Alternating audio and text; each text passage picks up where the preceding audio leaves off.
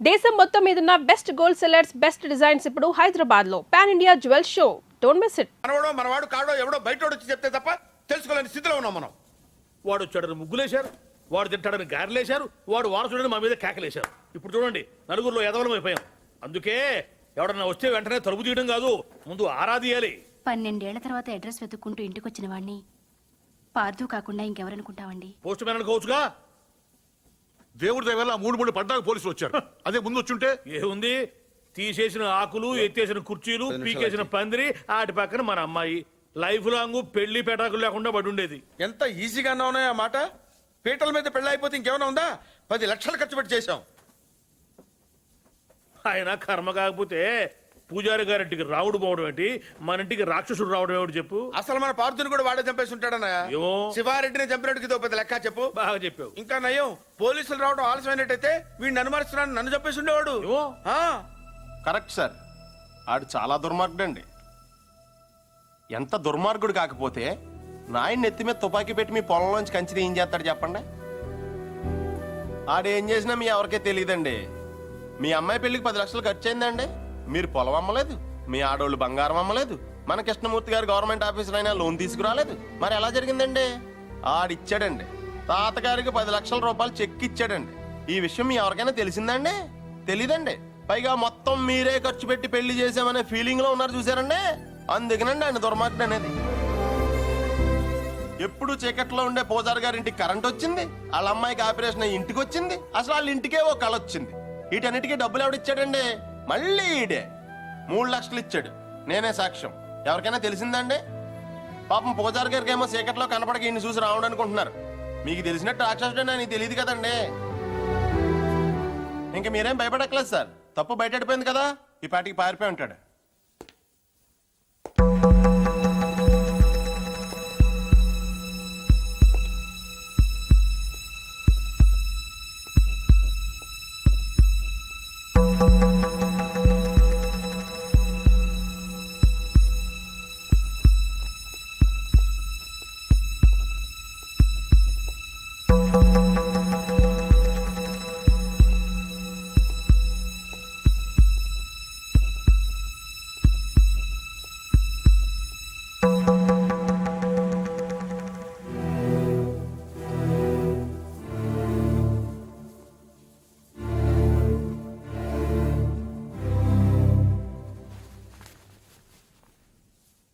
నిజం చెప్పే ధైర్యం లేనివాడికి అబద్ధం ఆడే హక్కు లేదు. నాకు ధైర్యం ఉంది. అందుకే పార్థు లేడని నిజం చెప్పడానికి ఇక్కడికి వచ్చాను. కానీ ఆవిడని చూశాక పార్థు రాలేడని చెప్పాలనుకున్నాను. మిమ్మల్ని చూశాక ఆ మాట కూడా చెప్పలేకపోయాను. అబద్ధం ఆడాను. అబద్ధం మాత్రమే ఆడాను. మోసం చేయలేదు. రెంటికి పెద్ద తేడా ఏంటో. నిజం చెప్పకపోవటం అబద్ధం, అబద్ధాన్ని నిజం చేయాలనుకోవటం మోసం. నేను పార్థు అని అబద్ధం చెప్పాను. నేనే పార్థు అవ్వాలని మోసం చేయలేదు. అందుకే ఎవరు అనుమానించినా భరించాను, ఎవరు అవమానించినా సహించాను, ఎవరు ప్రేమించినా తలుంచాను. పోలీసులకు దొరకకుండా తప్పించుకున్నా వెనక్కి తిరిగి రావడానికి కారణం ఒకటే ఈ ఇంట్లో నేను సమాధానం చెప్పాల్సిన మనుషులు 2 ఉన్నారు. ఒకళ్ళు మీరు, ఇంకొకళ్ళు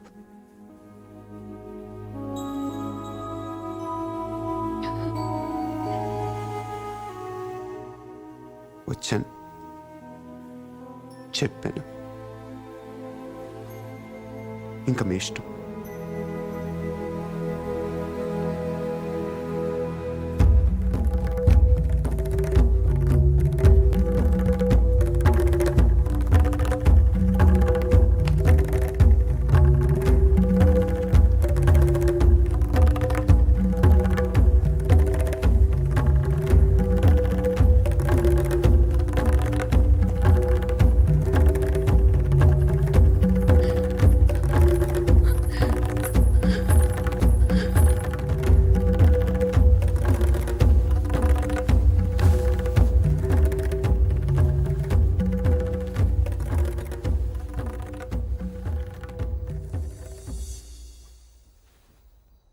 కింద వాళ్ళందరూ నిన్ను రకరకాల ప్రశ్నలు అడిగారు.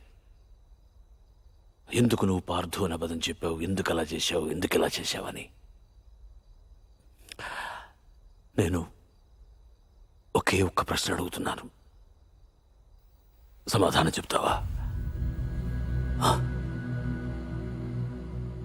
ఎవడో రైల్లో పోలీస్ కాల్పుల్లో చనిపోతే నీ దారిన నువ్వు పారిపోకుండా వాడి ఇల్లు వెతుక్కుంటూ ఇంత దూరం ఎందుకు వచ్చావు? వాళ్ళ పొలం సమస్యల్లో ఉంటే నువ్వెందుకు తీర్చావు? వాళ్ళ పిల్ల పెళ్ళంటే నువ్వెందుకు డబ్బులు ఇచ్చావు? వాళ్ళు తిడితే ఎందుకు పడ్డావు? ఏవి చెయ్యలేని నాలాంటి ముసలాడి ముందు తలంచుకుని మోకాళ్ళ మీద ఎందుకు కూర్చున్నావు? హ? అందుకే నువ్వే పార్థువి, నువ్వే నా పార్థువి. నేను నిన్నేవి అడగను. అడిగితే నా ఇళ్ళంటి మనిషిని ఎలా ఒప్పించావని పొలంలోంచి కంచి తీయించేసిన రోజే నిన్ను అడిగి ఉండాల్సింది. 25 ఏళ్ల వయస్సులో 10 లక్షలు చెక్కిచ్చావంటే ఏం చేస్తున్నావు నువ్వు అని ఆ రోజు నేను అడిగి ఉండాల్సింది. అప్పుడు అడగలేదు, ఇప్పుడు అడిగే అర్హత లేదు.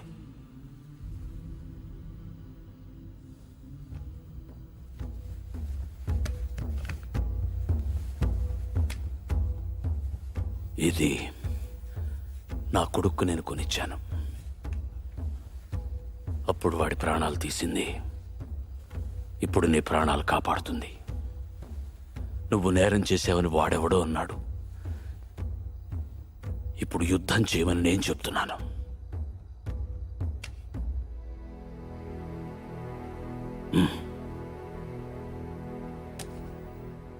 వెళ్ళు, గెలిస్తేరా,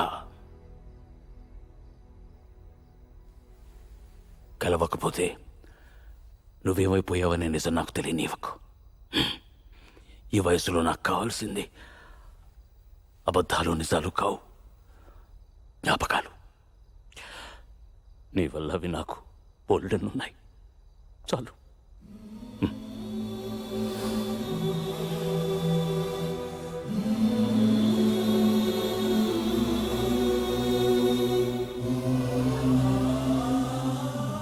జాగ్రత్త.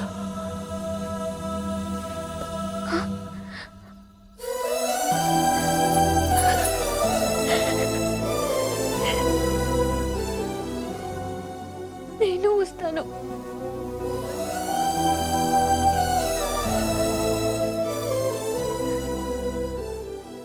నేనే వస్తాను.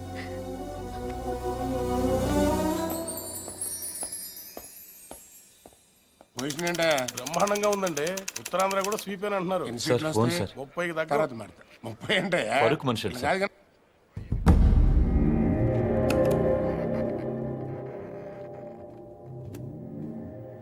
ఎవరు? నీకు తెలుసు. ఎందుకు ఫోన్ చేసావు? శివారెడ్డిని ఎవరు చంపారు? నాకు తెలీదు. నీకు తెలుసు. నిజంగా నాకు తెలీదు. సార్ మీకు పార్సల్. ఎవరమ్మన్నారు నిన్ను? నేనే పంపాను. ఏంటి? నువ్వు శివారెడ్డిని చంపమని ఆ రోజు నాతో ఫోన్లో మాట్లాడింది రికార్డ్ చేశాను. అదే ఆ క్యాసెట్. నువ్వు నిజం చెప్పకపోతే ఒరిజినల్ క్యాసెట్ సిబిఐకి ఇస్తాను. ఎంత కావాలి? ఏం కావాలని అడుగు బాజిరెడ్డి. ఆ రోజు నాతో మాట్లాడాక ఇంకెవరితోనో మాట్లాడు. వాళ్ళెవరు, ఏం మాట్లాడు? సైలెంట్గా ఉండటానికి ఇది లైబ్రరీ కాదు బాజిరెడ్డి. మాట్లాడు. ఆఖరి సార్ అడుగుతున్నాను బాజిరెడ్డి. అప్పటికి చెప్పకపోతే నువ్వు నన్ను చూడాల్సి వస్తుంది. నీకు తెలుసు, నన్ను చూశాక ఇంకేం చూడటానికి నువ్వు ఉండవు. చూస్తావా? చెప్తావా? చెప్తాను. ఆ రోజు నువ్వు ఫోన్ చేసిన తర్వాత నాకు ఇంకో ఫోన్ వచ్చింది. ఆ ఫోన్ చేసింది నీ ఫ్రెండ్ మళ్ళీ. మా వాడిని ఎంత అడిగాడు? 1.5. 75 ఇవ్వండి, నేను చేసి పెడతాను. 1 మినిట్ ఉండు. మరీ 75 కాదు కానీ 2 కోట్లు ఇస్తా, తీసుకో. కానీ మిస్ అవ్వకూడదు, వేసేయాలి. ఆఫర్ నచ్చితే ఆదివారం గెస్ట్ హౌస్ వచ్చుకెళ్ళు. సరే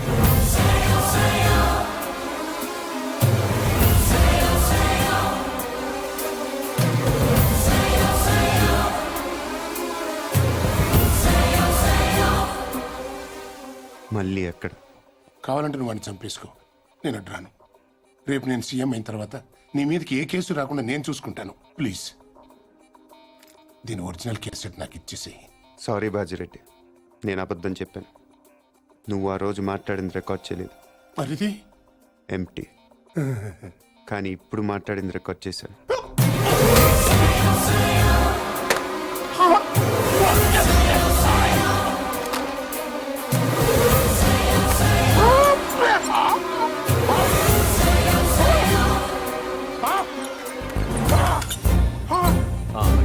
ఏంటి ఎంతసేపు?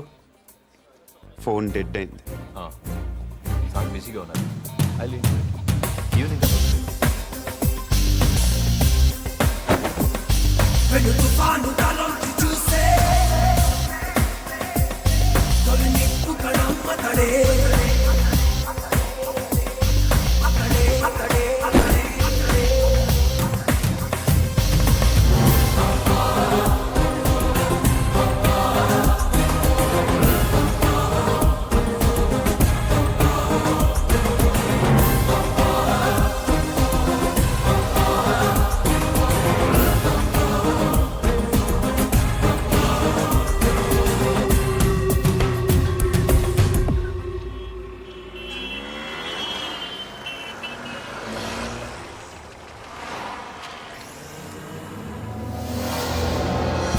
There he is.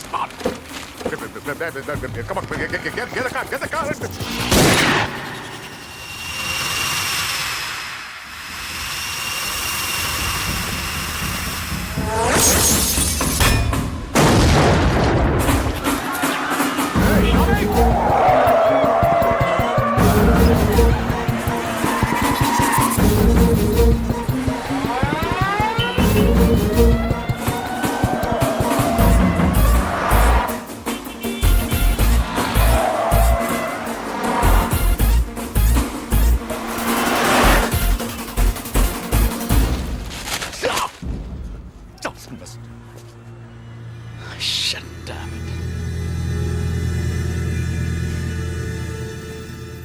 అసలు ఎందుకు కాల్చావు? ఎంత తీసుకున్నావు? How much?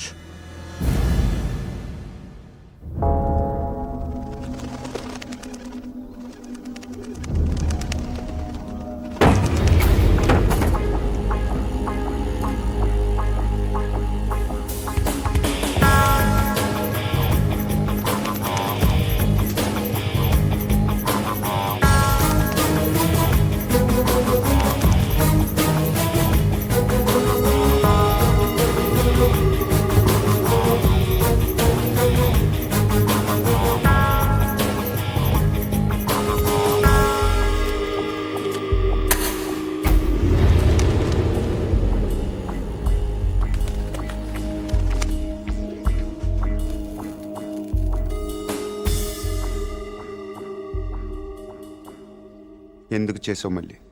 నీ మీద నాకేం కోపం లేదు నందు, అలా అని ప్రేమ కూడా లేదు.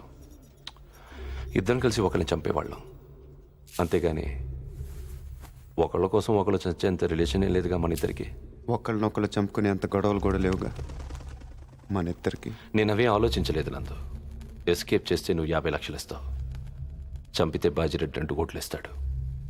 ఓకే, వాడిని చంపి నీ మీద తోసేస్తే నాకు 2.5 వస్తుంది, అంతే. అదొకటి ఆలోచించాను. తప్పు చేసావు మళ్ళీ, తప్పు చేసావు. అసలు మనం చేసేది తప్పు నందు, దాన్ని కరెక్ట్గా చేయాలనుకోవడం ఇంకా తప్పు.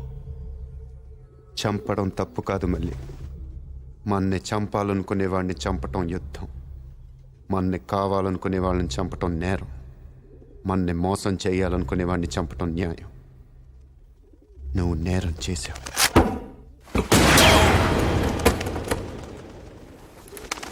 నేను న్యాయం చేస్తాను.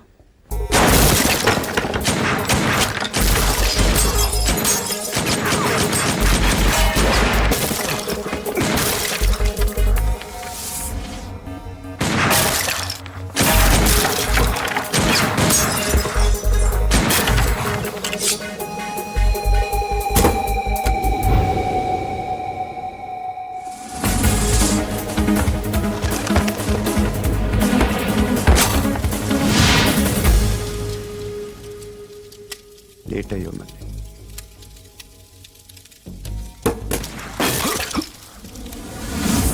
Come on, get him! Get him!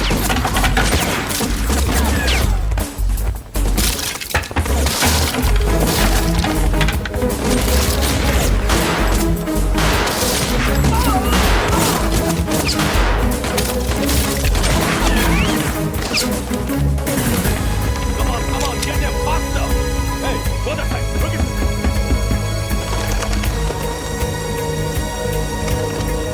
Go!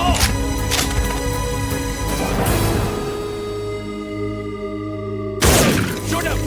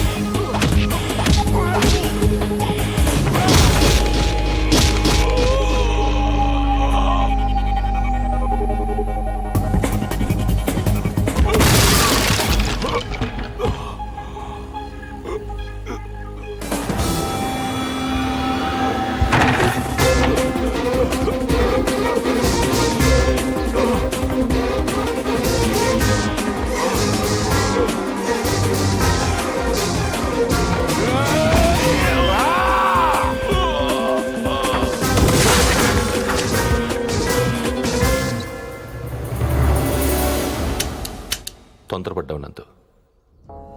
మరి నీ ఎంత మంచోళ్ళు బతుకుండకూడదు. నాకు ఇష్టం ఉండదు.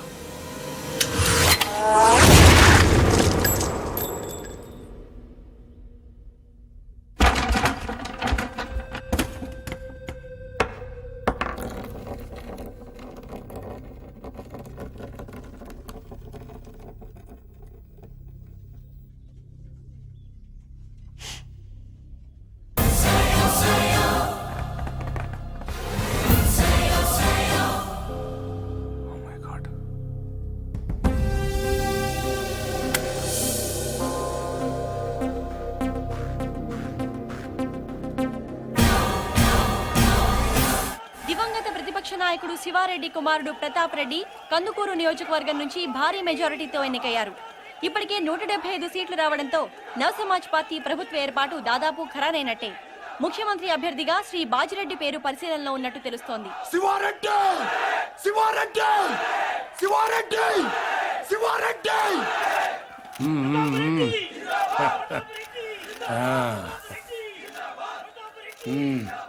ఏం కావాలరా నీకు?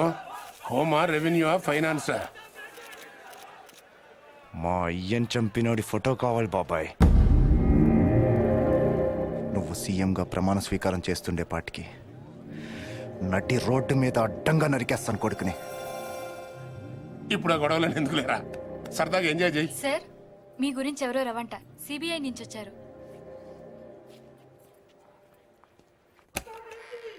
ఏం రవి, అక్కడ వేసేసావా? క్యాసెట్ సంగతి ఏమైంది? సారీ సార్, నా పేరు ఆంజనేయ ప్రసాద్. రవి ఫ్రెండ్ని, అతను రాలేకపోయాడు. Thank you sir. ఊళ్ళో లేడా? జైల్లో ఉన్నాడు. హి వాజ్ అరెస్టెడ్. ఇంట్రాగేషన్ జరుగుతోంది. మీరు ఈ క్యాసెట్ గురించి టెన్షన్ పడుతున్నారని నేనే తీసుకొచ్చాను. కావాలంటే నువ్వు వాడిని చంపేసుకో, నేను రాను. రేపు నేను సీఎం అయిన తర్వాత నీ మీదకి ఏ కేసు రాకుండా నేను చూసుకుంటాను. ఇది నా వయసు కాదు, ఎవరో మిమిక్రీ చేశారు. ఇంకోసారి వినండి సార్. నిజంగా నాకు తెలియదు. సార్, మీకు పార్సల్. ఎవరేమన్నారు నిన్ను?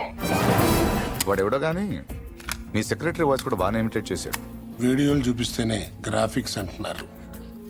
ఇంకా ఈ టెహల్కా టేపులు కోర్టుకి ఏం సరిపోతాయి? ఒకవేళ సరిపోయినా వాదనలు వాయిదాలు అయ్యేసరికి నువ్వు ఉండవు, నేను ఉండను. ఒప్పుకుంటాను, కానీ బయట శివారెడ్డి కొడుకున్నాడు చూసారా, వాడితోనే ప్రాబ్లం. కుర్రోడు కదా, కోర్టుకున్నంత ఓపిక వాడుకుంటదు. టేప్ వినగానే కాల్ చేస్తాడు. బాజిరెడ్డి గారు, శివారెడ్డి చేస్తే మీరు సీఎం అవుతారు, కానీ శివారెడ్డిని చంపితే మీరు నేరస్తుడవుతారు. ఇంత చిన్న లాజిక్ ఎలా మిస్ అయ్యారు మీరు?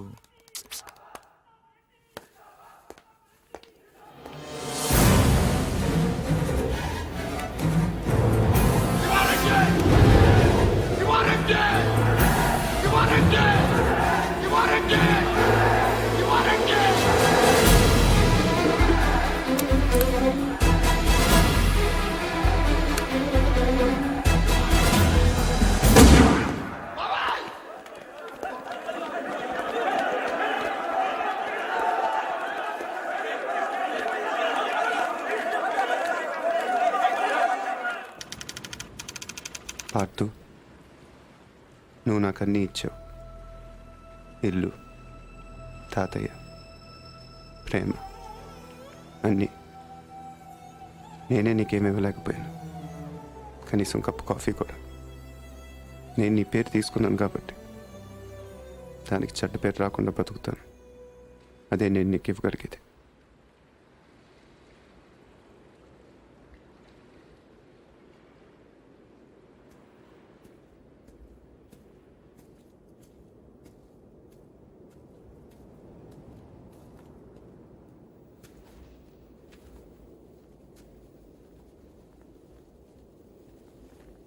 శివారెడ్డిని మర్డర్ చేసిన వాడు యాక్సిడెంటల్ గా పోయాడు.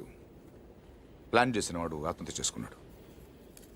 ఇంకా ఈ కేసులో మిగిలింది ఒకడే, నందు. ఇంకేం పారదు కవర్లు.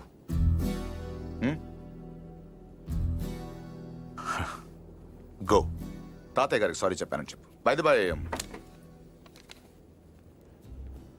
ఇంకా దీని అవసరం నీకు ఉండదనుకుంటా.